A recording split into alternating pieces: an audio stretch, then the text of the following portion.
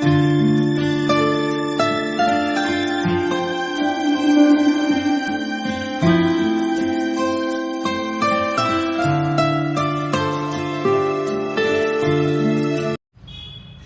બાળકો, good afternoon. હવે બાળકો આપણે ધોરણ 7 ગણિત પ્રકરણ નંબર 14 ની શરૂઆત કરીએ. પ્રકરણ 14 સમમિતિ છે. હવે તમે ધોરણ 6 માં સમમિતિ વિશે ભણ્યા જ છો, તો અહીંયા વિશેષ આપણે સમજીએ. હવે સમમિતિ એટલે કોઈ પણ આકૃતિ હોય બે ભાગમાં, જો સરખા એવા બે ભાગમાં વિભાજિત થઈ શકતી હોય તો એ આકૃતિ સમમિતિ ધરાવે છે તેમ કહેવામાં આવે છે. તો અહીંયા આપણે જોઈએ કે નિયમિત બહુકોણોની બધી બાજુઓ અને ખૂણા સરખા હોય છે. નિયમિત બહુકોણ, નિયમિત પંચકોણ, નિયમિત ષટકોણ, નિયમિત સપ્તકોણ, નિયમિત અષ્ટકોણ, એને નિયમિત બહુકોણો તરીકે ઓળખવામાં આવે છે. એની બધી બાજુ અને ખૂણા સરખા હોય છે. તેઓને એકથી વધુ સમમિતિની રેખાઓ હોય છે. એકથી વધુ સમમિતિની રેખાઓ હોય છે. ત્યાર પછી જો કોઈક રેખા દ્વારા આકૃતિ બે ભાગમાં એવી રીતે વહેંચાતી હોય કે બંને ભાગ બંધ બેસતા આવે, બંને ભાગ બંધ બેસતા આવે. દાખલા તરીકે થાળી હોય, વાટકી, વચ્ચેથી આપણે ભાગ કરીએ થાળીને તો બે ભાગ બંધ બેસતા આવે. વાટકીના પણ વચ્ચેથી બરાબર ભાગ કરીએ તો એ બે ભાગ સરખા દેખાય. ટેબલ પણ તેમજ પારણાના દરવાજા એ બંધ બેસતા ભાગ આવે. વચ્ચે સમમિતિની રેખા દોરતા તો એવા વહેંચાતી હોય, બે ભાગમાં એવી રીતે વહેંચાતી હોય કે બંને ભાગ બંધ બેસતા આવે તો તે આકૃતિને રૈખિક સમમિતિ છે એમ કહેવાય. એ આકૃતિ રૈખિક સમમિતિ ધરાવે છે તેમ કહેવામાં આવે છે બાળકો. હવે આપણે સ્વાધ્યાય 14.1 ની શરૂઆત કરીએ. એક્ઝામ્પલ 1, કાણા પાડેલી આકૃતિઓની નકલ કરો. અહીંયા આપણે આકૃતિઓ દોરેલી છે બાળકો. 1 2 3 4 5 6 7 8 9 10 11 અને 12 આકૃતિઓ દોરેલી છે. એમાં આપણે કાણા પાડેલી આકૃતિઓની નકલ કરો. આની નકલ કરો અને સમમિતિની અક્ષ શોધો. આ દરેક આકૃતિમાં સમમિતિની અક્ષ શોધવાની છે કે કઈ બને સમમિતિની અક્ષ એ આપણે શોધીએ બાળકો. જોઈએ આપણે પહેલી આકૃતિ. હવે આપણે જવાબ તરફ જઈએ છીએ. આકૃતિઓ દોરેલી છે પણ આપણે હવે જવાબો બનાવીએ આ આકૃતિઓમાં. જે હું જવાબ બનાવું છું બાળકો, ધ્યાન આપો.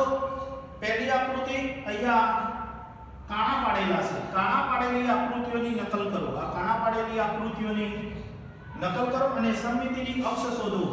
આ આકૃતિમાં સમમિતિની અક્ષ શોધીએ આપણે. આ બે કાણા છે તો સમમિતિની અક્ષ બરાબર મધ્ય ભાગમાં આવશે. આ મેં સમમિતિની અક્ષ શોધી. આ ડોટેડ બતાવી છે. ડોટેડ રેખા વડે સમમિતિની અક્ષ બતાવી. બી માં બતાવું. આ ડોટેડ વડે સમમિતિની અક્ષ બતાવી બાળકો. આ ડોટેડ રેખાએ સમમિતિની અક્ષ બતાવે છે. તેમજ આ આકૃતિ આવી. આમાં પણ બરાબર મધ્ય ભાગમાં અહીંયા આ સમમિતિની રેખા બતાવે છે. તેમજ આ આકૃતિ ડી માં આવે જોઈએ। આ કાણા પડેલા છે બરાબર મધ્યમાં। આ ડોટેડ રેખા સમમિતિની અક્ષ બતાવે છે। તેમજ ઈ નંબર સમમિતિની અક્ષ શોધીએ। આમાં પણ ઈમાં આ પ્રમાણે જે મેં ડોટેડ વડે બાળકો આપણે જે બતાવીએ છીએ તે સમમિતિની અક્ષ છે બાળકો। તો આપણે આવી બીજી પણ આકૃતિ નંબર ઈ જોઈએ। ઈમાં આપણે સમમિતિની અક્ષ બતાવીએ હવે। ત્યાર પછી એફ માં જોઈશું। ઈમાં જોઈએ સમમિતિની અક્ષ કઈ બને છે તે આપણે જોઈએ। ઈમાં તો ઈમાં આપણે અહીંયા ડોટેડ છે તે ડોટેડ ઉપર કાણા છે કાણા ડોટેડ રેખા દોરી આપણે। તેમજ અહીંયા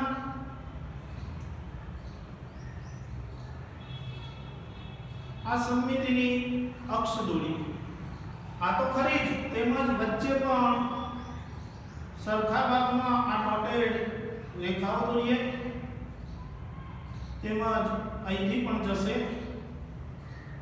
આ ડોટેડ ભાગ જે બતાવે છે રેખાઓ એ સમમિતિની અક્ષ બતાવે છે।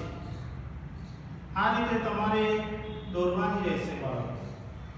ત્યાર પછી એફ નંબર સમમિતિની એફ માં પણ દોરીએ। આમાં ફક્ત મધ્ય ભાગમાંથી ડોટેડ રેખા આપણને આ સમમિતિની અક્ષ બતાવે છે। તેમજ જી માં જોઈએ આ બે કાણા છે। આ કાણામાં બરાબર વચ્ચેના ભાગમાં ડોટેડ રેખા વડે અક્ષ બતાવી। આ ત્રિકોણમાં બતાવી। હવે આ એચ માં પણ ત્રિકોણ છે। અહીંયા પણ આ બે કાણા છે। એમાં અહીંયા આપણે સમમિતિની અક્ષ બતાવી શકીએ। એચ પૂરો થયો। હવે આઈ માં જોઈએ। આઈ માં અહીંથી ડોટ રેખા વડે આ સમમિતિની અક્ષ બતાવી। હવે જોઈએ આપણે જેમાં આ પ્રમાણે તમારે દરેકમાં બતાવવાની છે। અહીંયા પણ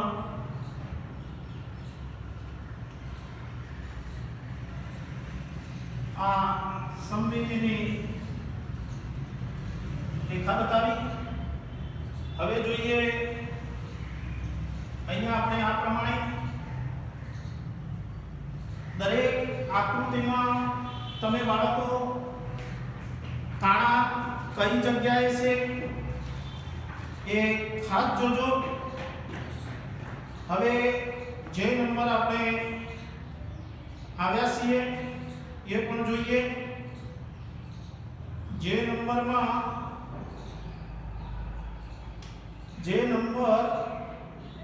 ખાસ જોવાનું છે બાળકો બે કાણા બે છે પણ સમમિતિની રેખાઓ સમમિતિની અક્ષ બે આપણે દોરી। હવે કે માં જોઈએ એમાં પણ આની જેમ જ તમને બે જોવા મળશે બરાબર। એમાં પણ આપણને બે જોવા મળશે બાળકો। કે માં જુઓ જેમાં પણ જે અને કે સરખી મળશે।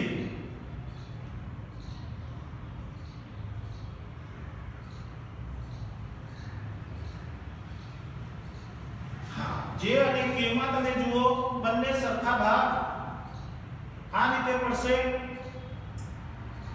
એલ માં જુઓ એલ માં ફક્ત 3 જ કાણા છે તો ફક્ત આ કાણામાંથી પસાર થશે સમમિતિની અક્ષ। આ પસાર થઈ ગયો। હવે દરેક આકૃતિ આપણને આ પ્રમાણે જોવા મળે છે.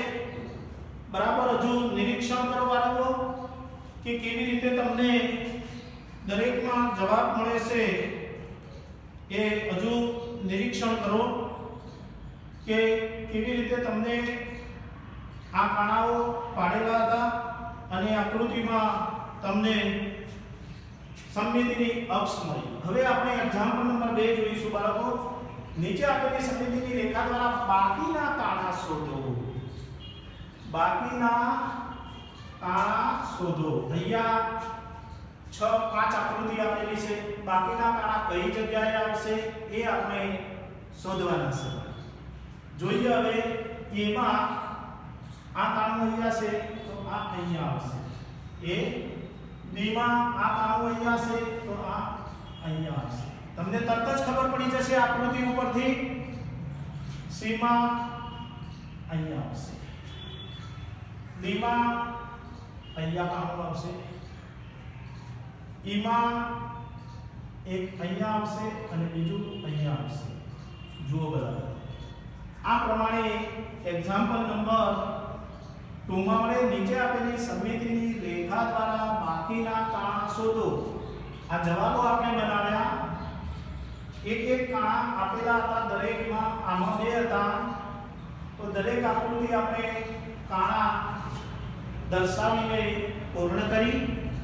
હવે એક્ઝામ્પલ નંબર 3 નીચેની આકૃતિઓમાં અરીસાની રેખા દ્વારા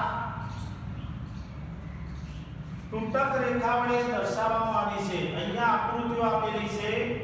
તૂટક રેખા વડે દર્શાવવામાં આવેલી છે.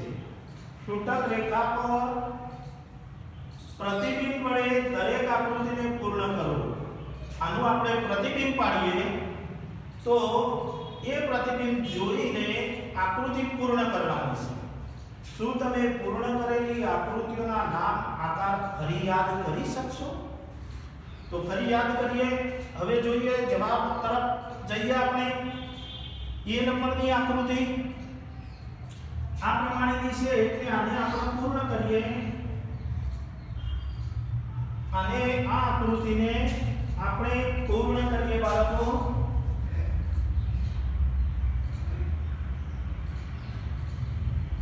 આ રીતે બનશે એટલે આકાર કેવો બન્યો?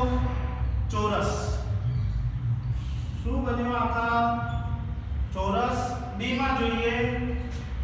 બી તરફની આકૃતિ આ રીતે આ પૂર્ણ કરીએ. આ કયો આકાર બન્યો? ત્રિકોણ. કયો બન્યો? ત્રિકોણ. હવે આ આકૃતિ જોઈએ. સમબાજુ ચતુષ્કોણ બન્યો. કેવો આકાર બન્યો? સમબાજુ ચતુષ્કોણ. સમબાજુ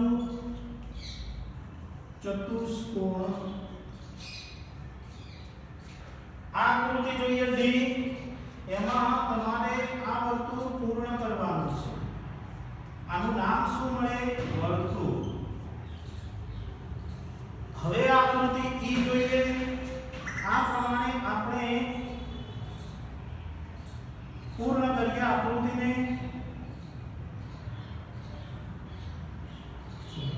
કેવો આકાર થાય છે? 1 2 3 4 અને 5 ખૂણા બને છે. પંચકોણ. કેવો આકાર બન્યો? પંચકોણ. હવે આ આકૃતિ જોઈએ. આ પ્રમાણે આપણે દોરીએ. હવે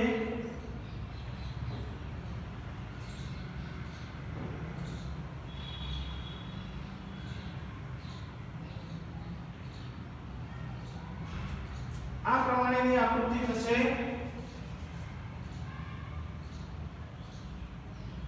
કેટલા ખૂણા બને છે જોઈએ. 1 2 3 4 5 6 7 8. 8 ખૂણા બને છે. અષ્ટકોણ બને. શું બનશે? અષ્ટકોણ.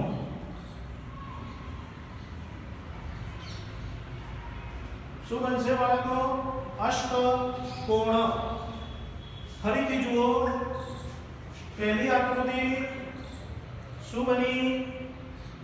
પહેલી આકૃતિ ચોરસ. બીજી ત્રિકોણ. ત્રીજી સમબાજુ ચતુષ્કોણ, ચોથી વર્તુળ, પાંચમી પંચકોણ, બરાબર, છઠ્ઠી અષ્ટકોણ બની. હવે આપણે એક્ઝામ્પલ નંબર 7 તરફ જઈએ અને 7માં આપણે જવાબ તરફ જઈએ છીએ. બરાબર. હવે જોઈએ આપણે નીચેની આકૃતિઓ માટે એક્ઝામ્પલ નંબર 7 તરફ. એક્ઝામ્પલ નંબર 7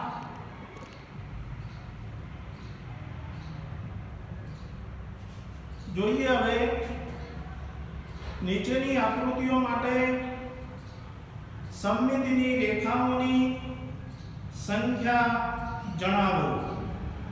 બરાબર. હવે આપણે જોઈએ કે સમમિતિની રેખાઓ આપણે જોવાની છે. સમમિતિની રેખાઓ આપણે લખીએ. समबाजु त्रिकोण से पहलो तो आમાં લખીએ સમમિતિની રેખાઓની સંખ્યા જણાવો. તો સમબાજુ ત્રિકોણને કેટલી સમમિતિની રેખાઓ હોય? તો 3 સમમિતિની રેખાઓ હોય. સમમિતિની રેખાઓ હોય. समबाजु त्रिकोण में 3 सममितिनी रेखाओं होय. बराबर. समद्विबाजु त्रिकोण तो अहिया एक ज मळे, एक सममितिनी रेखा होय. एक सममितिनी रेखा होय. बराबर. હવે આપણે વિષમબાજુ ત્રિકોણ, એમાં કોઈ સમમિતિ વિષમ બાજુ કોઈ બાજુ સરખી નથી, તો 0 સમમિતિની રેખા, 0 સમમિતિની રેખા હોય. શૂન્ય ન મળે મતલબ શું થાય? ન મળે. ચોરસને કેટલી હોય? તો ચોરસને ચારે બાજુઓ સરખી છે એટલે 4 સમમિતિની રેખાઓ હોય. 4 सममितिनी रेखाओं होय. लंबचोरस, लंबचोरसમાં સામસામેની બાજુઓ સરખી 2 બેઝ થાય એટલે 2 સમમિતિની રેખાઓ હોય. 2 સમમિતિની રેખાઓ હોય. समबाजु चतुष्कोण में पण 2 सममितिनी रेखाओं, 2 सममितिनी रेखाओं होय. हवे 2 नंबर समांतर बाजु चतुष्कोण अने चतुष्कोण. समांतर बाजु में पण न मळे अने चतुष्कोण में पण न मळे. 0 सममितिनी रेखा होय. 0 सममितिनी रेखा होय. અને ચતુષ્કોણમાં પણ 0 સમમિતિની રેખા હોય. 0 સમમિતિની રેખા હોય. નિયમિત ષટકોણ. બરાબર. 6 બાજુઓ સરખી, 4 સરખા બાજુઓ અને 4 ખૂણાઓ પણ સરખા. એવું આપણે પ્રકરણની શરૂઆતમાં ભણ્યા. નિયમિત બહુકોણો. બરાબર. એટલે સમમિતિની રેખાઓ હોય. સમમિતિની રેખાઓ હોય. અને વર્તુળ, વર્તુળને તો અસંખ્ય, વર્તુળને અસંખ્ય સમમિતિની રેખાઓ હોય છે. અસંખ્ય સમમિતિની રેખાઓ હોય. બરાબર. તો દરેકમાં આપણે જવાબ મેળવ્યા છે. ફરીથી બાળકો તમે ચેક કરો. હવે આ ચેક કરતા તમે સમબાજુ ત્રિકોણ એમાં 3 છે. ત્યાર પછી સમદ્વિ બાજુ ત્રિકોણ એમાં 1 છે. પછી શૂન્ય વિષમ બાજુ ચોરસમાં 4, લંબચોરસમાં 2, સમબાજુ ચતુષ્કોણમાં પણ 2, સમાંતર બાજુ ચતુષ્કોણ અને ચતુષ્કોણમાં 0 0, નિયમિત ષટકોણમાં 6 અને વર્તુળને અસંખ્ય હોય છે. બરાબર. હવે આપણે અંગ્રેજી મૂળાક્ષરો જોઈએ. આપણે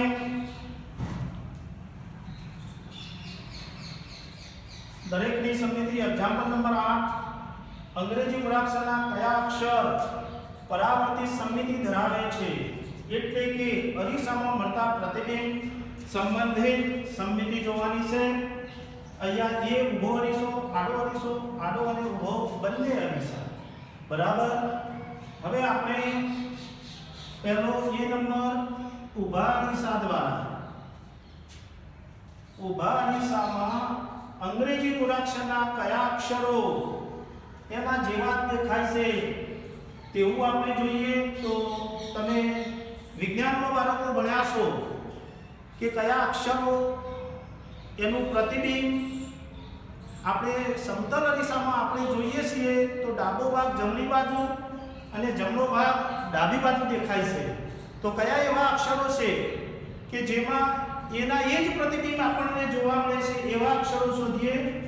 ઊભા અરીસામાં A H I M O T U V W X અને Y. આ અક્ષરો એવા છે કે જેમાં આ જ પ્રતિબિંબ આપણને બતાવે છે. જો બાળકો યાદ રાખવું હોય ટૂંકમાં તો અહીં મોટું VWXY અંગ્રેજી અક્ષર ભૂલાઈ ન જાય તે માટે અહીં મોટું VWXY તમારે યાદ રાખવાનું. એટલે તમને ખ્યાલ આવશે અને આ અક્ષરો તમે અરીસામાં આમ જુઓ લખીને તો પણ તમને આ જ જોવા મળે છે. બી નંબર આડો અરીસો. આડા અરીસામાં કેવું? તો તમારે એક B C D E H I O અને એક્સ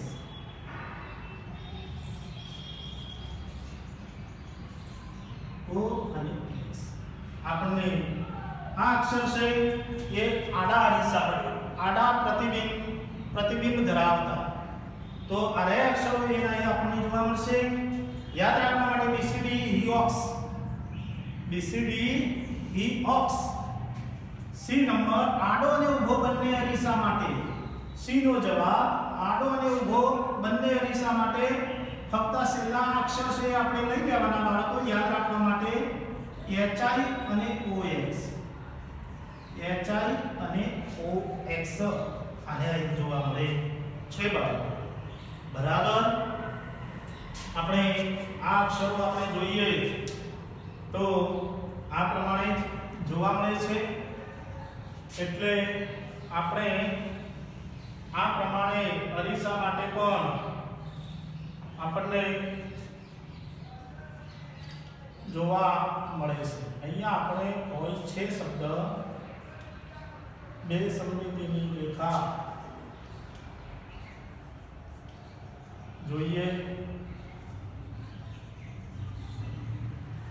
હવે વર્તુળ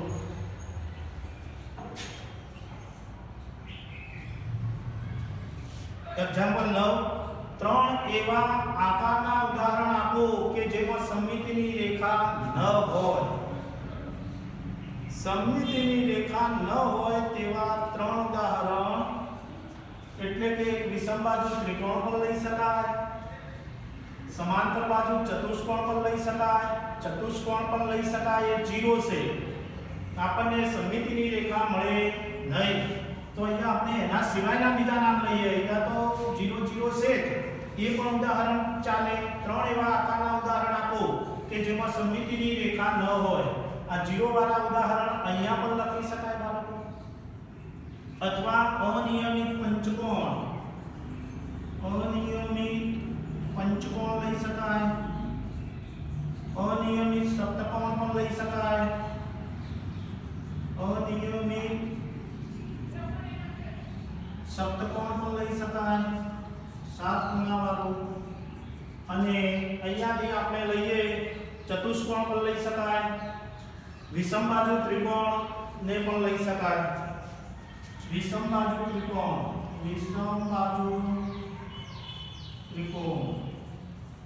આ પણ લઈ શકાય કે સમમિતિની રેખા ન હોય, 0 છે એટલે નથી. એક્ઝામ્પલ 10 નીચેની આકૃતિની રૈખિક સમમિતિને બીજું કયું નામ આપી શકાય? એ નંબર સમજવી બાજુ નીચેની આકૃતિઓની રૈખિક સમમિતિને બીજું કયું નામ આપી શકાય? સમજવી બાજુ ત્રિકોણ અને વર્તુળ છે, તો પહેલા એનો જવાબ સમજવી બાજુ ત્રિકોણની મધ્યઘાત, એનો જવાબ સમજવી બાજુ ત્રિકોણની મધ્યઘાત. અને બી નંબર વર્તુળ, તો વર્તુળનો વ્યાસ બરાબર. તો અહીંયા આપણે એક્સ્ટ્રા ઉદાહરણ લેવું હોય તો પણ લખી શકાય. તો અહીંયા આપણે એક્ઝામ્પલ 10 સુધી પૂર્ણ કરીએ છીએ. તો બાળકો વચ્ચે જે આવી આકૃતિના દાખલા બાકી છે એક્ઝામ્પલ નંબર 4, 5 અને 6 એ પૂર્ણ કરજો ગૃહ કાર્યમાં. હવે આપણે નવા પીરિયડમાં જોઈશું બાળકો.